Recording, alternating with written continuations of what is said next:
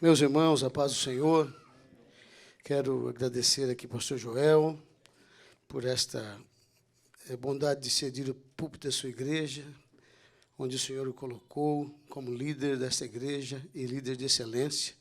A gente tem acompanhado aí, ouvido muitas coisas boas a seu respeito, mesmo no Brasil já ouvíamos, mas estando aqui, a gente vê de perto, realmente, o trabalho lindo que Deus colocou nas suas mãos e a excelência com que o Senhor tem dirigido essa obra aqui.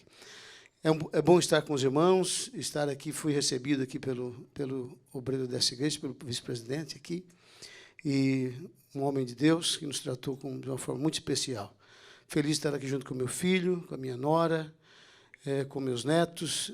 Meus filhos resolveram levar os meus 2 netos para longe de mim, então, de vez em quando, tenho obrigado a fazer economia e comprar passagem e vir para cá. E é bom estar aqui junto com ele e saber que ele está em boas mãos. Eu estava falando para ele que nós chegamos aqui no culto, uns 2 obreiros, pelo menos, perguntaram por ele. Eu disse como é bom quando alguém pergunta por nós, não é? Quando alguém se preocupa conosco e diz, olha, senti falta sua ali. Que coisa boa quando alguém faz isso conosco. Isso é ser pastoreado. Ser pastoreado é quando alguém sente falta da gente e pergunta por nós, não é? Então, estou sentindo o meu filho sendo pastoreado aqui nesse lugar, por esta igreja, e que Deus abençoe a vida de cada um dos irmãos. Amém, queridos? Meus irmãos, tenho uma palavra no coração para nós meditarmos aqui. Eu quero falar de uma família, e essa família é uma família muito conhecida, essa história é muito conhecida. Mas o Espírito Santo ministrou meu coração, estou aqui, a gente vai lutando e relutando, mas Deus ele vai confirmando a palavra no nosso coração. Em Gênesis capítulo 37, versículo 29 até o 35, e também quero agradecer ao pastor Joel, pois ele nos permitiu estar pregando lá em Orlando também, na igreja lá, que foi uma bênção de Deus, né? Obrigado, pastor, obrigado mesmo pela grande consideração. Que Deus abençoe sua vida. E quero já avisar os irmãos, pastor Joel, ele tem inclusive mandaram um abraço para ele, né, a família lá de Jaraguá do Sul. Se eu não der esse abraço, Priminho e Adeli e toda aquela família, temos um monte de paulistanos lá na nossa igreja de Jaraguá do Sul, e eles são uma bênção de Deus naquela igreja. Deus mandou para lá maestro, uma época mandou uma turma linda demais. E Adeli e o Priminho são amigos do pastor Joel de juventude, né? Congregavam lá juntos, e então eles também que falaram do pastor Joel, na época eu conversei com eles entraram em contato, e o pastor Joel, por bondade, né, ele disse, vou pastorear seu menino aqui. E eu agradecer muito a Deus pela bondade do coração do pastor Joel. Meus queridos, Gênesis capítulo 37, versículo 29 até o 35, bem conhecido esse texto, nós vamos ler aqui. Quem encontrou, diga amém. Diz o texto, tendo Rúben voltado à cisterna, eis que José não estava nela. Então rasgou as suas vestes e, voltando a seus irmãos, disse, não está lá o menino, e eu para onde irei? Então tomaram a túnica de José, mataram um bode e a molharam no sangue. Enviaram a túnica talar de mangas compridas, fizeram-na levar a seu pai e lhe disseram, achamos isto, vê se é ou não a túnica de teu filho. Ele a reconheceu e disse, é a túnica de meu filho. Um animal selvagem o terá comido. Certamente José foi despedaçado. Então Jacó rasgou as suas vestes, se cingiu de pano de saco e lamentou o filho por muitos dias. Levantaram-se todos os seus filhos e todas as suas filhas para o consolarem. Ele, porém, recusou ser consolado e disse, chorando, descerei a meu filho até a sepultura. E, de fato, o chorou seu pai. Amém, irmãos? Aleluia. Baixa a sua cabeça, uma oração. Pai, nós estamos aqui na tua presença junto com os teus filhos e pedimos que o Senhor ministre aos nossos corações nesta oportunidade. Estou aqui, Senhor, humildemente diante da tua presença, pedindo que o teu Espírito coopere comigo enquanto eu estiver aqui ministrando aos teus filhos, Pai. Fala conosco, em nome de Jesus. Amém e amém. Podem sentar, irmãos. Meus santos de Deus, às vezes a imagem que nós criamos de Deus, a imagem, principalmente nesse período que estamos vivendo, de uma romantização de Deus, em que parece que Deus é um Deus tão... Tudo Ele corre para socorrer, tudo Ele corre para passar a mão na nossa cabeça, tudo Ele avisa antes, inclusive Deus Ele tem um compromisso, parece, de nos avisar antes, porque alguns textos bíblicos dão, parece, essa imagem, não é? Se isoladamente forem interpretados. E às vezes nós criamos essa imagem desse comportamento de Deus, e vamos às vezes nos tornando com dificuldade para enfrentar problemas. Nós vamos às vezes nos tornando pessoas com dificuldade para enfrentar reveses, para enfrentar provas, para viver um silêncio de Deus, por exemplo. Não é? Às vezes a gente tem dificuldade para permanecer firme quando a nossa vida é atacada por certas situações. Porque se nós, irmãos, aprendermos errado sobre Deus, nós vamos ter dificuldade de servir o Deus verdadeiro. Se nós ouvirmos errado sobre quem Deus é, realmente nós vamos ter dificuldades para conviver com o Deus verdadeiro. É por essa razão que nós precisamos, não importa se a imagem real de Deus nos decepcionará, não importa se a imagem real de Deus decepcionará a mente de algumas pessoas, porque parece que a graça nos dias atuais, ela é a liberdade de você criar o que você quiser e Deus é capaz de fazer. Parece que essa graça, super graça que se criou nesses últimos dias, é uma graça que dá direito à sua imaginação de trabalhar, de criar, de formar, de colocar qualquer coisa, de introduzir qualquer coisa, de dizer como a graça é tão grande, então tudo vale. Mas não funciona dessa forma. O amor de Deus, mesmo que Ele nos ame muito, mas os propósitos dEle, irmãos, estão em primeiro lugar. Se vai doer um pouquinho em nós, se vai fazer você chorar um pouco, perder algumas noites de sono, mas Deus não pode quebrar seus propósitos porque eu vou ficar triste. Deus não pode quebrar seus paradigmas porque vai me decepcionar. Não. As decepções, irmãos, nós às vezes resolvemos num período de oração, as decepções às vezes nós resolvemos em momentos a sós com Deus, as nossas decepções se resolvem. E realmente, provas, irmãos, ninguém cresce. Na verdade, ninguém cresce de fato sem sentir alguns reveses, algumas dificuldades. Pessoas que crescem somente na alegria e nas festas, ele vai ter dificuldades no futuro. Se nós não tivermos reveses, provas em nossa vida, nós não seremos temperados para enfrentar dificuldades. E nós vivemos dias difíceis, em que as pessoas se tornaram às vezes tão sensíveis que você tem que cuidar com o que você fala, você tem que cuidar com o que você prega. Não, Jesus não levou dessa forma. Jesus dirigiu uma igreja, né? A congregação dele, estou parafraseando, mas ele pregou uma mensagem um dia e perdeu a congregação quase inteira.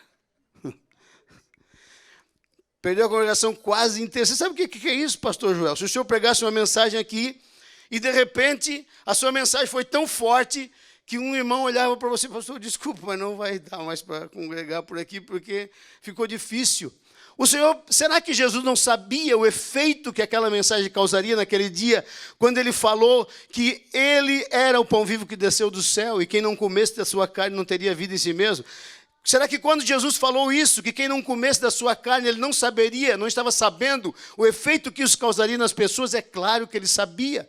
E quando os discípulos vieram com uma lenga-lenga ali para ele, ele disse, o que foi que houve? Estão preocupados? Vocês querem também? Eles disseram, Senhor, para quem? Para quem nós iremos? Irmãos, cristão não tem segunda opção. Nós não temos segunda opção. Nós só temos uma opção. É servir a Deus ou servir a Deus.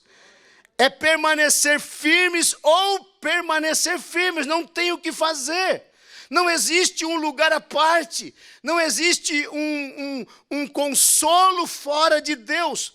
Não existe um conforto e um consolo fora de estar servindo a Deus. Só existe esse consolo e esse conforto para quem permanece independente das circunstâncias que ele venha enfrentar.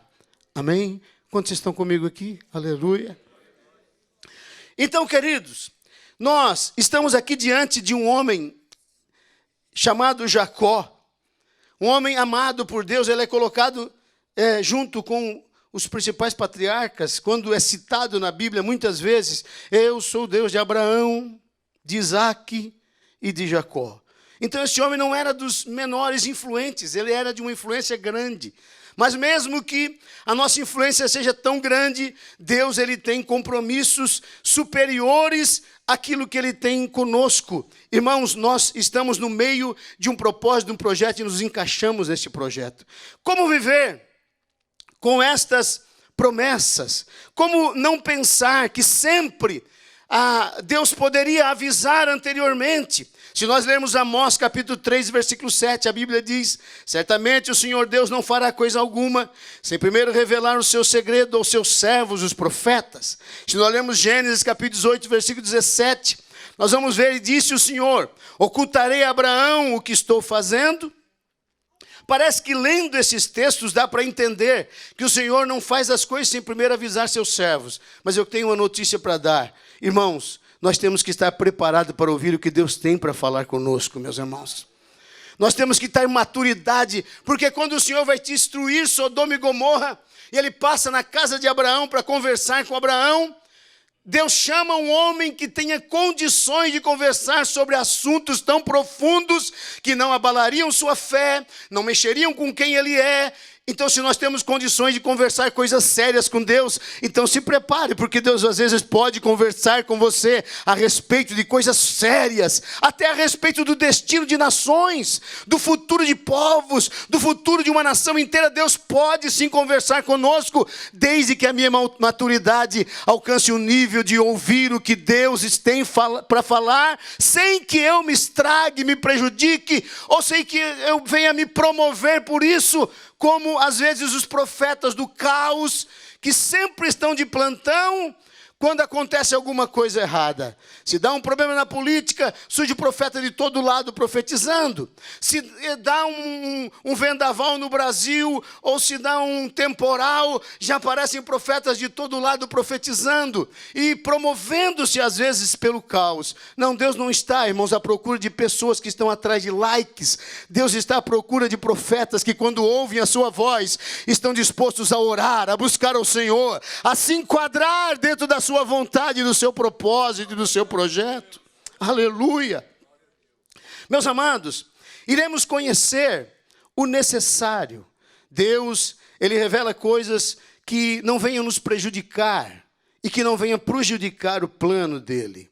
Nós iremos conhecer o necessário. Deus revela o necessário. Se nós olharmos a vida de Jacó, e quando ele ama seu filho de uma forma especial e prepara para ele uma túnica diferente para o seu filho, e o seu filho parece que tinha uma visão diferente na vida de Jacó. Jacó olhava para ele e tinha um sentimento que dizia: esse menino, Deus tem algo de especial na vida dele. E que coisa boa quando Deus nos revela algo, que a gente começa a sentir, esse sentimento vai movendo o nosso coração, vai se desenvolvendo dentro de nós. Mas é interessante, a Bíblia Sagrada diz em Gênesis 37, versículo 6, quando José começa a revelar seu sonho: ouçam este sonho que tive, disse ele. Estávamos no campo, amarrando feixes de trigo. De repente, meu feixe se levantou e ficou em pé. Seus feixes se juntaram ao redor do meu, se curvaram diante dele. Pouco tempo depois, José teve outro sonho, e mais uma vez contou a seus irmãos: ouçam, tive outro sonho, disse ele. O sol, a lua, 11 estrelas se curvaram diante de mim. Dessa vez, contou o sonho, não apenas aos irmãos, mas também ao pai, que o repreendeu, dizendo: que sonho é esse? Por acaso eu e sua mãe, seus irmãos, viremos a nos encurvar até o chão diante de você? Ou, em outras palavras, O sonho de José era tão grande, olhando para o menino que ele era, que nem o pai e a mãe dele conseguiram entender. Não conseguiram entender o que Deus estava mostrando. E o mais lindo de tudo, Deus mostra o final, irmãos. Deus só não mostra o meio, porque o meio é processo, irmão. Não tem como acontecer o que Deus está falando no final, sem que eu passe por um processo pelo meio. Às vezes eu não estou pronto para aquilo que está acontecendo lá no fim, se esse processo não se desenvolver na minha vida. É no meio que eu amadureço. É no meio, irmãos, que José vai aprendendo a humildade. É no meio que ele sente a dor da calúnia. É no meio que ele sente a dor da traição dos seus irmãos. É no meio que ele sente que perdeu tudo. E é quando ele perde tudo que Deus diz: agora eu vou começar algo. Porque sempre José pensou em tudo que Deus prometeu, tendo uma relação com sua família. Sempre ele pensou: bom, Deus me fez promessa, mas também com o pai que eu tenho. Que o pai que eu tenho vai ser fácil se cumprir. Às vezes Deus nos faz perder tudo, para depois dar tudo. Às vezes Deus faz nós perder o que confiamos, para depois nós aprendermos a confiar nele, em quem ele é. Às vezes Deus nos tira de perto daquilo que nos apoia, para depois nós recebermos um apoio real e verdadeiro dele.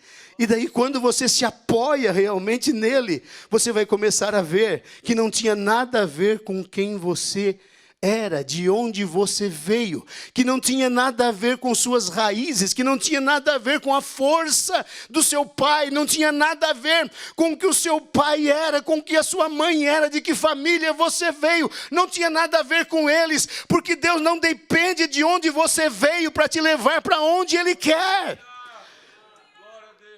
Deus não depende de suas origens para traçar seus planos. O que Deus tem, irmãos, Ele nunca calculou baseado de onde você veio. Ele baseou do ponto de onde Ele prometeu, dali para frente, é que Deus começa a desenvolver aquilo que Ele quer. Aleluia.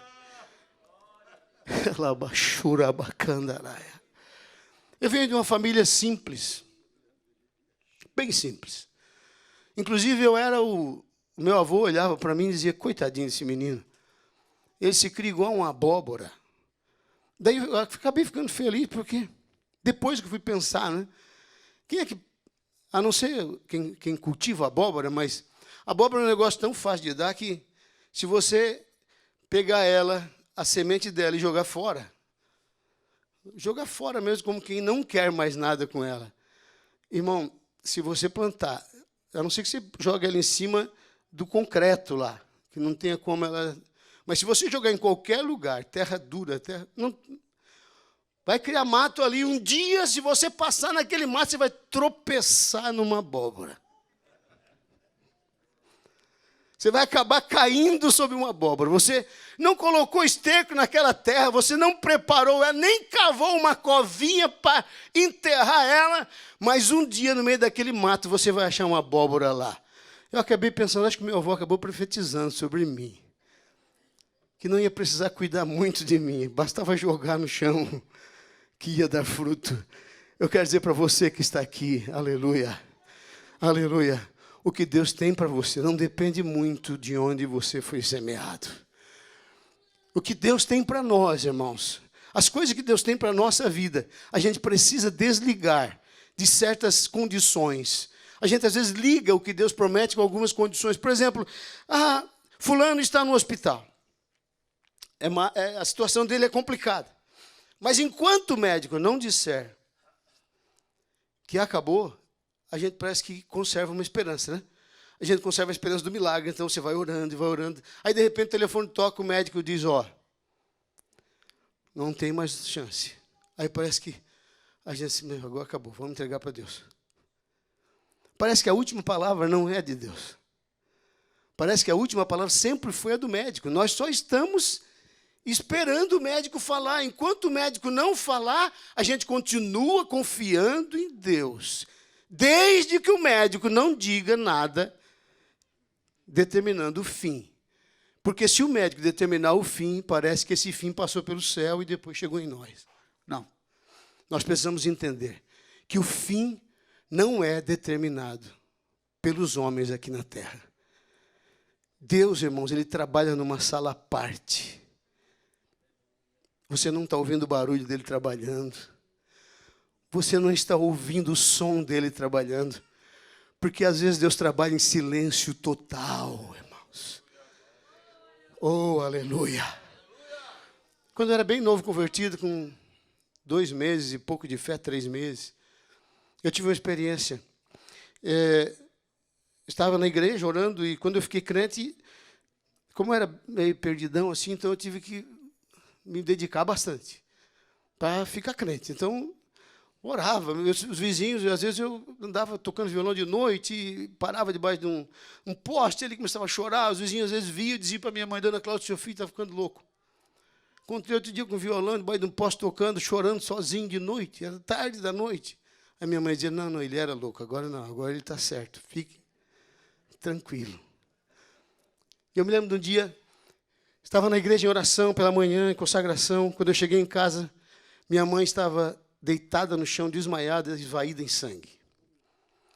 Ela teve um aborto, perdeu uma criança, e deu uma hemorragia, e ela começou a perder sangue sem parar. E eu corri, o irmão tinha uma Kombi, colocamos ela dentro daquela Kombi, fomos parar no hospital, na cidade de Criciúma. Quando chegamos lá, os médicos levaram, tentaram estancar o sangue, das 10 horas da manhã até meio-dia e nada. Eu saí atrás do meu pai, não achei. Voltei para o hospital, às 3 horas da tarde, minha mãe estava branca igual uma vela. Numa situação difícil demais. Ela olhou para mim e disse: meu filho, Deus me abandonou. Minha mãe não era crente, só eu tinha aceitado Jesus. Ela era afastada, um tempo que minha avó que orou por nós, ela que levou todos para a igreja. E eu disse para ela: não, mãe, Jesus está cuidando de nós. E eu peguei ela no meu braço, comecei a orar, e buscando ao Senhor ali junto, e orando e clamando. E de repente eu vi que ela deu aquele suspiro bem profundo e inspirou. Quando eu olhei e chamei, pensei que ela tinha desmaiado, mas eu continuei sacudindo o corpo dela, ela não atendia. E saí correndo, chamei os enfermeiros, eles vieram os médicos, e eu fui para longe, assim, fiquei de longe olhando, e eles estavam ali tentando reanimar o coração dela, voltar a bater, e foram tentando, e eu fui para uma parede, olhei para o céu e disse: Senhor, minha mãe ainda não está preparada, e eu preciso que o Senhor faça um milagre. E comecei a clamar ali, pastor Joel, e comecei a gritar diante de Deus. E eu me senti como o cego de Jericó, sabe aquele negócio que ninguém disse, mas o cego parece que sentia a minha última oportunidade. Não tem como não dá para esmorecer agora eu vou entrar numa guerra. E eu entrei naquela guerra e comecei a lutar com Deus. E minha mãe estava lá nas mãos dos médicos, de repente eu vi que eles foram saindo, os enfermeiros foram saindo, e eles saíram e deixaram. E um dos enfermeiros veio na minha direção, e eu estava chorando e gritando, e alto eu gritava o nome de Jesus. E ele veio e me abraçou e disse: acalma, você quer um calmantezinho para ficar melhor? Não, não quero um calmante, eu quero um milagre. Eu quero um milagre. E eu, bem novo convertido, ninguém havia me falado bem direito, mas o crente que me ganhou para Jesus, irmãos, ele ressuscitou depois de ter caído de um caminhão, batido a cabeça no chão. Na época, o pastor Arthur Montanha, os crentes mais antigos conheceram ele lá de Santa Catarina. O pastor Arthur Montanha levantou ele do chão, levantou ele para o céu, e ele, depois de morto, voltou à vida no meio do asfalto, junto com toda a banda da igreja. E este homem é que me orava junto comigo, quando eu era bem novinho convertido. Ele me falou do milagre dele, e eu quero dizer a você, as primeiras informações que você tem sobre Jesus vão fazer muita diferença na sua vida. Aleluia! Aleluia! Se as primeiras informações vieram de alguém que não tem experiência com Deus, talvez farão de você alguém que não busca a Deus com profundidade. Mas se a pessoa que te indicar Jesus for alguém que conheça Ele profundamente, meu irmão, com certeza você será um crente diferente. Você terá um padrão diferente de vida. E eu fui para a guerra naquele hospital. E quando eu estava orando já uns 10 minutos, o médico, o enfermeiro, tentando me consolar, alguém chegou e bateu nele: calma, calma, alguma coisa aconteceu. Lá dentro do quarto, minha mãe voltou a respirar depois que todos tinham saído de dentro do quarto. Quando eu cheguei lá dentro daquele quarto, o pastor Joel olhou para mim e disse: meu filho, eu ouvi a tua voz longe, muito longe. Eu ouvia você gritando por Jesus. E eu vi quando entrou aqui dentro do quarto, não sei se era aqui, mas entrou um homem de branco e olhou para mim e disse: eu ouvi a voz do teu filho. Aleluia. Urabacalabachandaraia. Aleluia. É muito bom saber que a sua voz chegou no trono. É muito bom saber que a sua voz tirou o Senhor do trono e Ele desceu para ver algo que está acontecendo. Aleluia, quando a palavra do médico não é a última, meu irmão, mesmo que você veja tudo realmente embaçado, eu preciso que a minha fé enxergue depois das nuvens. Eu preciso que a minha fé enxergue depois dessa conturbação que está diante dos meus olhos. E nós começamos a olhar toda essa situação. Você imagina o sonho de José sendo contado para o seu pai, diante da presença dos seus irmãos. E agora, chega alguém na frente dele, com uma roupa do menino toda ensanguentada. E faz uma pergunta: essa roupa é roupa do seu filho? Irmãos, o teatro às vezes é muito bem feito. Às vezes o teatro é tão bem feito, que mesmo que a gente creia, sabe, lá dentro, dá aquela confusão. Você pensa: meu Deus, será que eu estava tão enganado? Será que a minha fé estava tão desalicerçada, que parece que aconteceu tudo ao contrário? Porque às vezes, irmãos, nós somos alvo e podemos estar envolvidos em um furacão de mentiras, podemos estar envolvidos em um furacão de problemas, e pode às vezes trazer tanta turbação na nossa mente, tanta coisa complicada. E eu imagino como é que Jacó ficou, quando ele pegou aquelas roupas nas suas mãos, e ele olha para tudo aquilo, e ele diz: por certo, uma fera deve ter pego meu filho, deve ter devorado ele. Não sobrou nada. Só sobrou a roupa ensanguentada. Mas eu não vejo na vida de Jacó blasfêmia. Eu não vejo na vida de Jacó murmuração. Eu não vejo na vida de Jacó ele desistir de Deus. Eu não vejo na vida... Eu faço uma pergunta: Deus tinha alguma obrigação de devolver o filho a Jacó? Não. Deus não tinha nenhuma obrigação de devolver um filho a Jacó. Ele não tem obrigação de devolver nada a nós. Afinal de contas, a gente veio sozinho para cá. Nós viemos sem nada para cá, irmãos, e vamos sair sem nada daqui também. Se ele recebeu um filho, foi misericórdia. O Deus que dá é o Deus que toma. O Deus que dá é o Deus que tira. O Deus que entrega é o Deus que pode tomar a qualquer momento. E pronto, e acabou. E é por essa razão que nós devemos viver um cristianismo com mais maturidade, para às vezes a gente não ficar com uma cobrança, como se Deus estivesse devendo algo para nós. Não, Deus não está devendo nada para nós. Deus não espera que você perca o próximo culto depois da prova. Deus não espera que você no próximo culto não venha porque hoje você passou uma luta. Não, Deus espera que você continue firme, porque não importa o que está acontecendo, nós só temos um caminho para chegar lá, e você sabe bem, a Bíblia diz que um leva a perdição e a condenação, e a outro leva a eternidade. Só tem um, e é neste caminho que eu preciso trilhar. Não importa se a prova está insuportável, eu preciso continuar crente até o último dia. Não há promessa para quem desiste.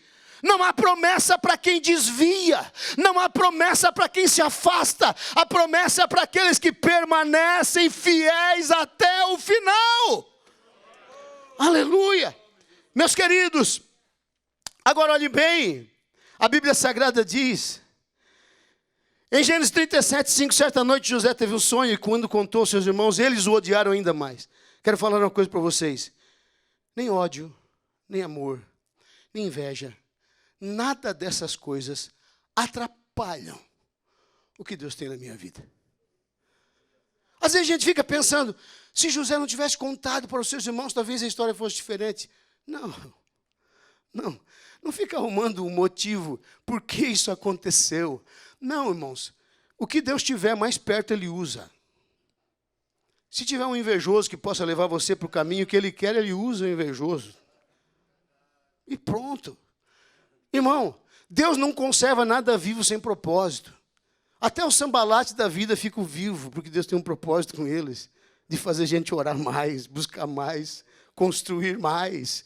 Ei, até os gigantes da vida têm um propósito. Imagina quem era Davi, quem seria Davi sem o gigante? Ele seria um matador de leão anônimo. Ele seria um matador de urso anônimo, irmãos. E ninguém saberia disso. Sabe quando é que se revelou o que ele fez no anonimato? Quando o gigante apareceu. Então, fica tranquilo. Mesmo os gigantes da vida fazem parte de um propósito. Se ele está vivo, eu costumo dizer o seguinte, até foi uma mensagem que o menino pregou aqui, naquele dia. Eu costumo dizer que é melhor você acordar com um pesadelo de um gigante que você matou. Sabe aquele pesadelo que você acorda e você lembra do gigante vindo contra você? E aquele baita homem, aquela lança de todo tamanho, aquela espada, aquele negócio gigante na sua frente, e você acordar espantado, aí você acorda e pensa, mas eu matei ele. É melhor você ter um pesadelo com um gigante que você matou, do que você todo dia sair na rua sabendo que o gigante pode te encontrar em qualquer canto dessa vida, porque você não teve coragem de enfrentar ele. Então, meus irmãos, essas coisas fazem parte de um processo, de um projeto de Deus. Por que Deus não avisa tudo? Deus não avisa tudo porque o que acontece no meio faz parte de um processo. Imagine se Deus avisasse bem assim, devagarinho lá no ouvido, mandasse um profeta lá e dissesse, não conta para ninguém, mas o Jacó está vivo, o José está vivo.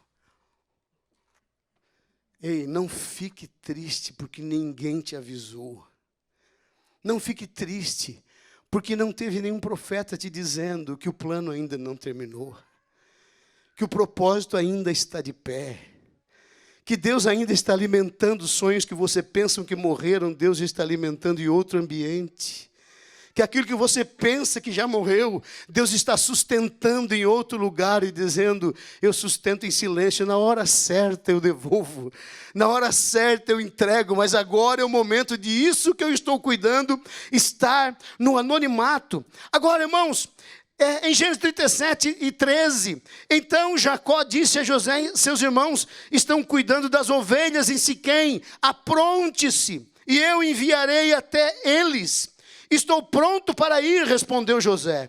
Eu acho interessante, quando José sai ao encontro dos seus irmãos, ele se perde no meio do deserto. Agora, irmãos, não é o deserto, esses lugares não é um lugar onde você encontra uma pessoa em cada esquina. Mas a Bíblia diz que quando o José estava perdido, um homem encontra ele e diz, o que você está procurando, meu filho? Procurando meus irmãos. Eu ouvi, eles estavam conversando ali. Eu ouvi eles conversando e eles disseram que estão indo em tal direção.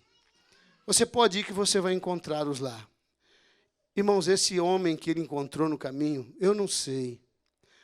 Mas para mim, isso tem cheiro de anjo de Deus. Para mim isso tem cheiro de Deus dizendo assim, hoje eu estou construindo uma direção para você e nada vai te tirar dela. Nada vai arrancar você dessa direção. Hoje eu estou guiando você em direção da sua maior prova. Hoje eu estou usando todos os meios para que você vá em direção ao olho do furacão onde tudo vai começar. Mas tem uma coisa, não tem como você ver o final do sonho sem você passar por esse processo aqui. É por aqui o caminho. Você vai entrar por aqui.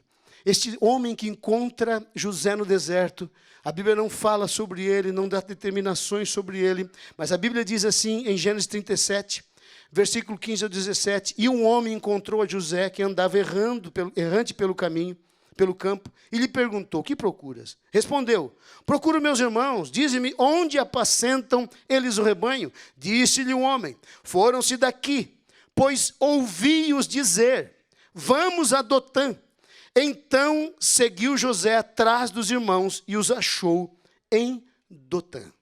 Irmãos, isto aqui me diz muitas coisas nesse sentido de que o Senhor, Ele sabe quando você realmente tem algum impedimento para chegar ao propósito que Ele tem para a sua vida. E se você chegar a um propósito, e esse propósito se transformar em prova, e você lembrar daquela pessoa que te levou para lá, às vezes a gente lembra da pessoa que nos indicou a direção e a gente pode pensar, mas como é que esse camarada me manda para uma prova dessa? Me manda para o lugar onde todas as minhas lutas começaram. Irmão, não esqueça que o final pode ser bem diferente do começo deste processo. O começo do processo é diferente do final. Quem está agora nessa história enganado? Se nós formos parar para pensar, existem 3 sentimentos que foram alimentados por 20 anos, mais ou menos. Primeiro sentimento que foi alimentado durante 20 anos, depois que José foi vendido por seus irmãos, José teve que viver um bom tempo sentindo que seus irmãos haviam impedido os seus sonhos. José era um homem igual a você, igual a mim, igual a nós, igual a qualquer um de nós. E eu creio que ninguém, na situação humana, passaria por aquelas coisas sem lembrar, pelo menos, meu Deus, frustrou tudo agora. Acabou toda a história. Essas coisas nunca irão acontecer. Eu me lembro dos interiores de Minas, onde eu lembrava das promessas de Deus e das coisas que o Senhor havia me falado. Que eu iria pregar em nações, que eu iria pregar a outros povos. E eu morava no interior de Minas, irmãos, aqueles carros leiteiro, caminhão leiteiro, não sei se alguém já experimentou isso, mas você andava aqueles caminhão leiteiro nos ônibus que me levavam para o lugar onde eu morava. Aqueles ônibus, o pessoal carregava galinha, porco, tudo que carregava ali dentro. Ia para aqueles interiores onde nós morávamos, eu e minha esposa. Morava atrás de um chiqueirão de porco, tinha um chiqueiro atrás da nossa casa. Nós morávamos ali, levantava a mão, encostava a mão na telha de brasilite daquela casa. Eu me lembro que um dia nós ganhamos lá uma vaca para poder matar numa festa que vinha gente de Belo Horizonte para cooperar conosco. E eu lembro que nós estávamos ali com aquele dinheirinho guardado para poder... A gente cedia aquele alimento para os irmãos que vinham de Belo Horizonte cooperar conosco. E eu lembro que naquele dia eu estava esperando uma resposta de Deus e alguém disse, tem uma vaca para vender, é barata, mas ela caiu num buraco lá. Eu não perguntei se a vaca estava viva ou morta, eu só disse, é minha.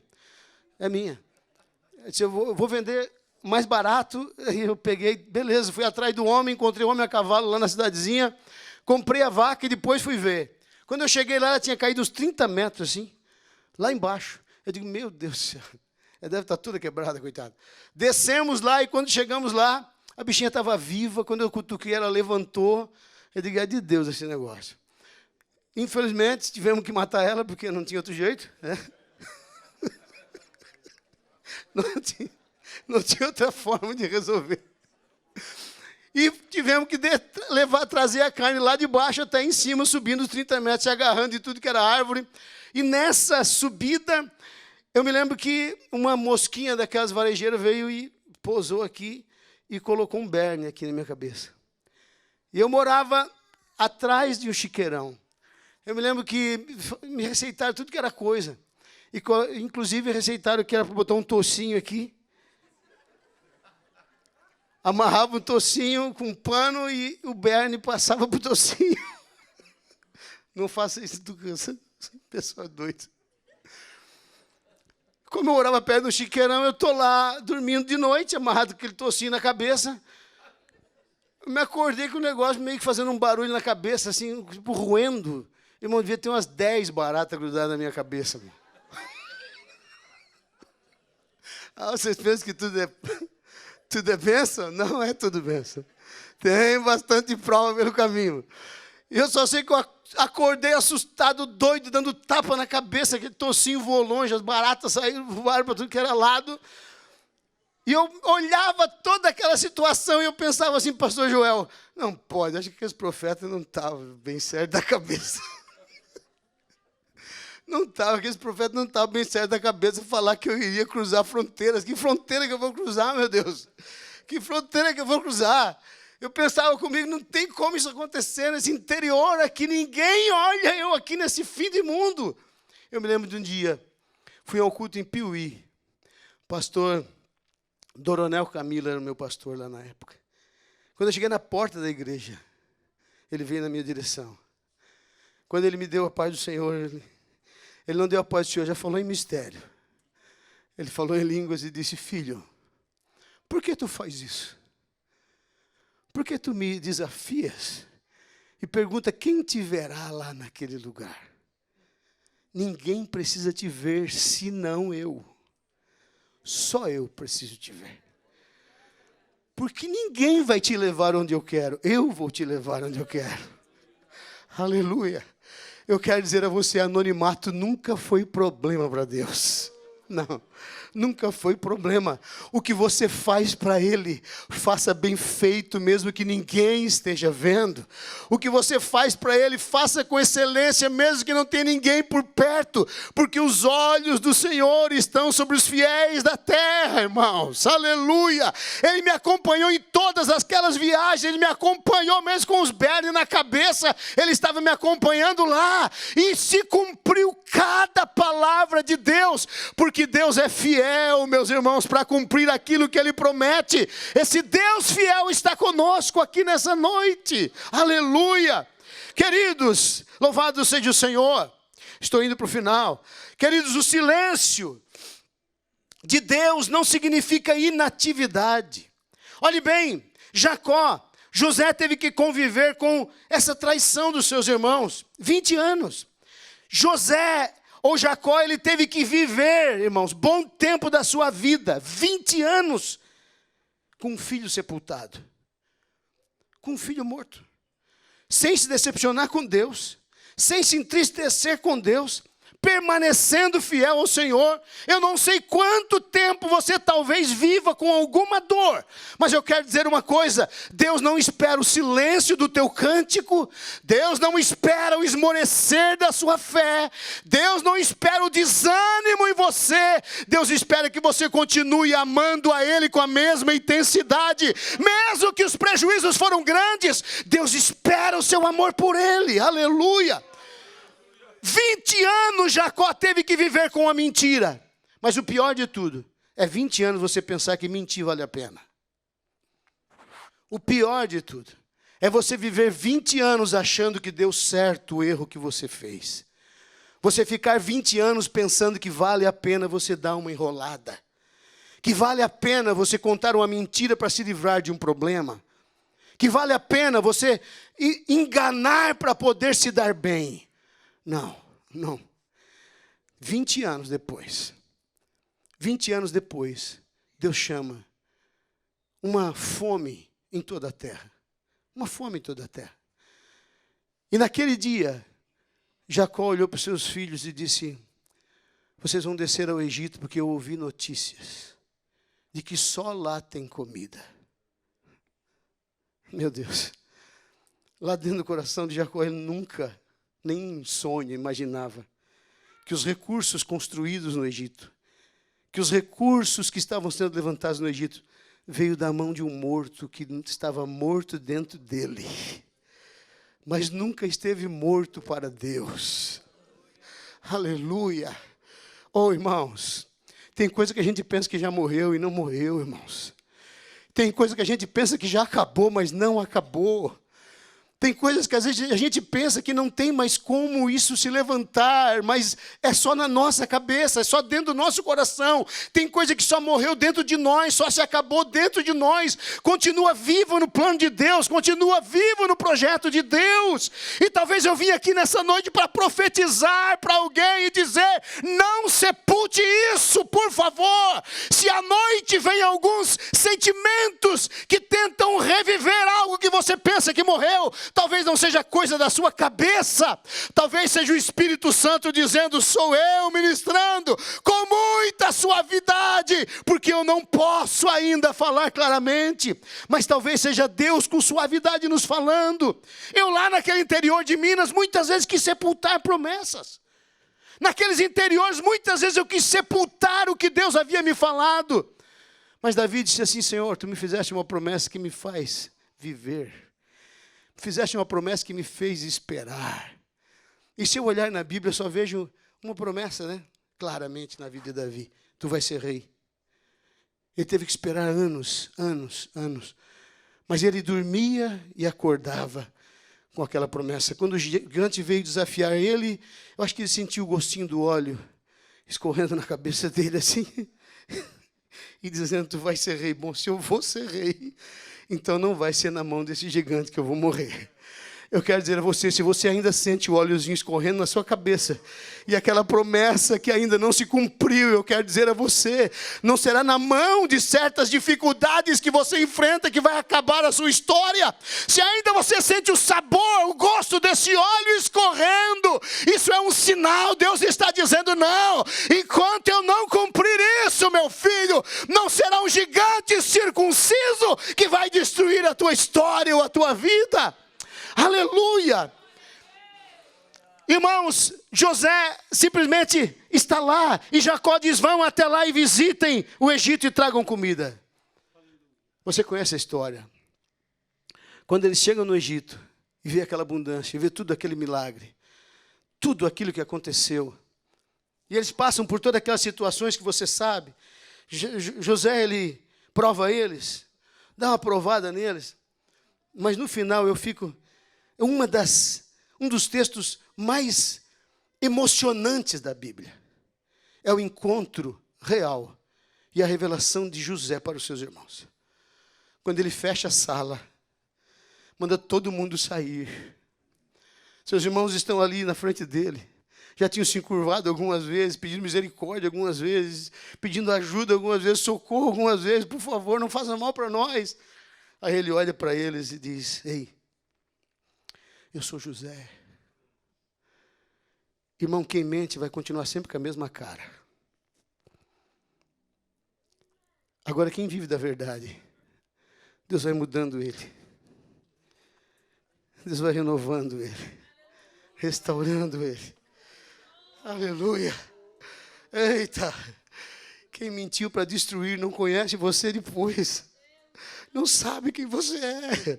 Ele olha para você e diz: não pode, nós matamos ele lá atrás. Não pode, nós acabamos com a vida dele lá atrás. Não, a Bíblia Sagrada diz que José disse: eu sou irmão de vocês. Não pense que eu estou com raiva, não. Não, vocês me enviaram na frente de vocês para salvar a nossa família. Mas até entender isso, é fácil ouvir a frase no final da história. Mas até chegar a essa definição, irmãos, é muita lágrima, é muita noite de sofrimento, é muita noite pensando e refletindo e lembrando no que foi feito. Mas que bom que José não deixou o ódio descer ao coração. Porque não tem como Deus abençoar alguém que encheu seu coração de ódio. Não tem como.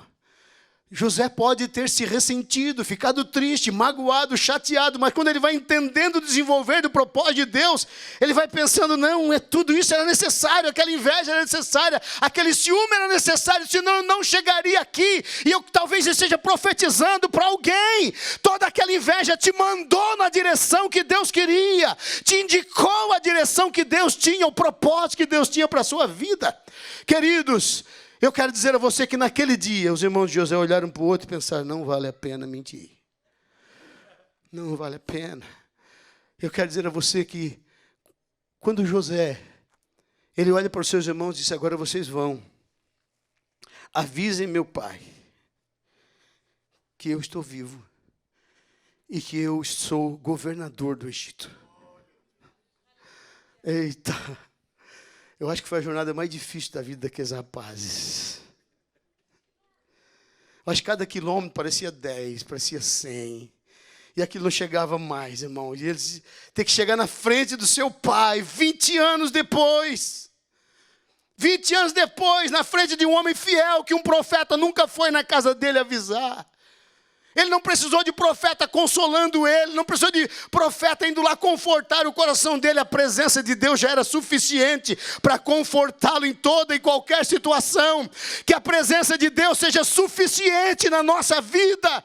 Se nada acontecer, já aconteceu tudo o que precisava. Se não tiver mais nenhuma palavra profética para nós, já aconteceu tudo o que precisava acontecer. Como disse Billy Graham: fiquem tranquilos, eu li a última página da Bíblia, vai dar tudo certo. Vai dar tudo certo, irmão. A última página da Bíblia já foi lida. Ei, quando João viu milhares e milhares, milhares e milhares, você estava lá. Se você for fiel, meu rosto já foi visto no céu. Se nós formos fiéis, nós já fomos vistos na eternidade, triunfantes com o Filho de Deus. Nós já fomos vistos na boda do Cordeiro, meus queridos. Aleluia! Bendito seja o Senhor. Quando chega na frente de Jacó, seus filhos dizem: pai, nós temos uma notícia para te dar. O que foi, meu filho? O José, tu lembra? Sim, lembro. Ele está vivo, pai. Está vivo. Vivo, lembra do sonho dele, pai? Pai, se cumpriu cada detalhe, pai. Oh, aleluia. Eu quero dizer a você, Deus não é Deus que frustra quem confia nele de fato e de verdade. Eu quero que você fique de pé porque eu quero orar.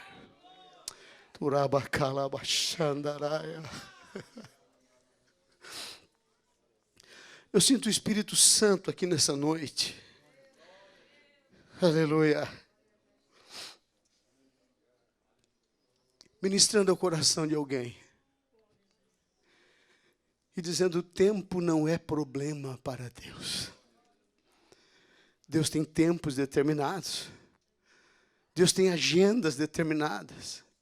E quem sabe nessa noite aqui neste ambiente, neste culto, irmãos, o Espírito Santo te trouxe aqui para dizer o seguinte: ei, o Senhor continua fiel com aquilo que falou. Tem coisas que estão querendo morrer para você, mas Deus talvez te trouxe aqui para dizer: não, não é para morrer, é para continuar vivo.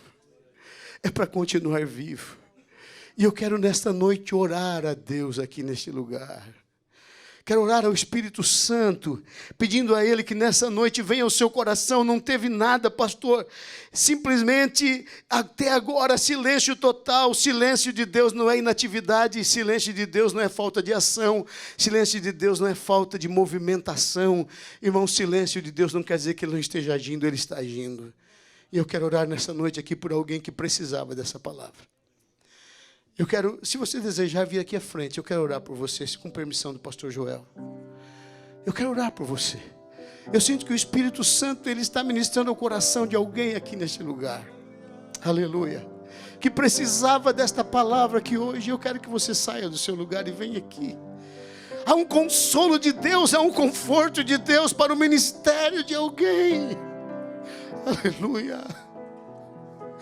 Urabacalabachandaraia. Ai, glória a Deus. Deixa eu falar a você. Minha mãe está viva até hoje. Naquele dia, dentro daquele hospital, ela disse: meu filho, o médico entrou aqui dentro. Ele entrou, mas eu não vi ele sair. Eu só sei de uma coisa. Eu sei que Jesus entrou no meu quarto e me devolveu a vida. Eu quero dizer a você, para você, a última palavra não virá de homem nenhum. A última palavra virá de Deus. De Deus. Há um lugar reservado onde Deus continua alimentando o sonho de alguém que está neste ambiente. Oh, Deus está alimentando o projeto da vida de alguém que você pensa que acabou. Deus está alimentando em um ambiente separado. Deixa um plano. Aleluia. E o plano que Deus tem na sua vida vai te surpreender. O que você pensa que morreu, Deus está alimentando, fazendo crescer, desenvolver. Só que Deus está fazendo crescer longe do seu pensamento, longe das suas intenções. Aleluia. Ele é responsável por isso. A glória é somente dele, só dele e de mais ninguém. Pai, eu oro aqui nessa hora. Oh.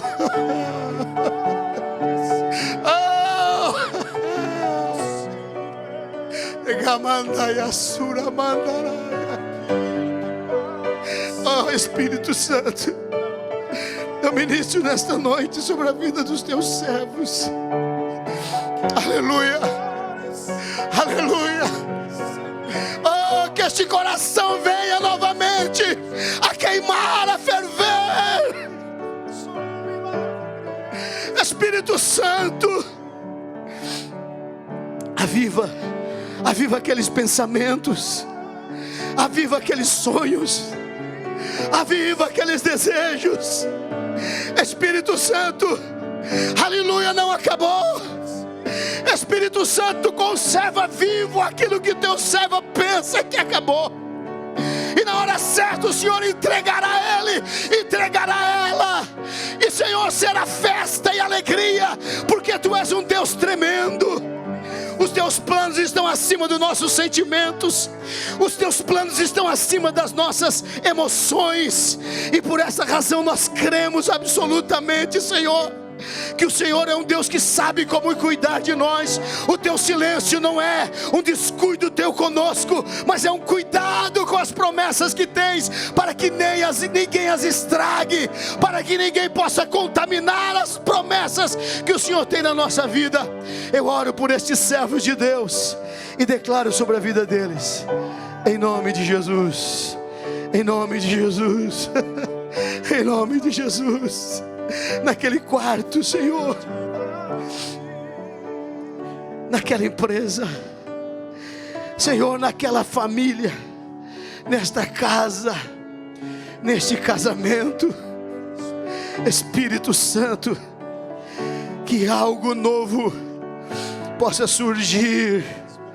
Aleluia, que aquilo, Senhor, que parecia ter acabado, possa ressurgir de repente, como o Senhor fez com José.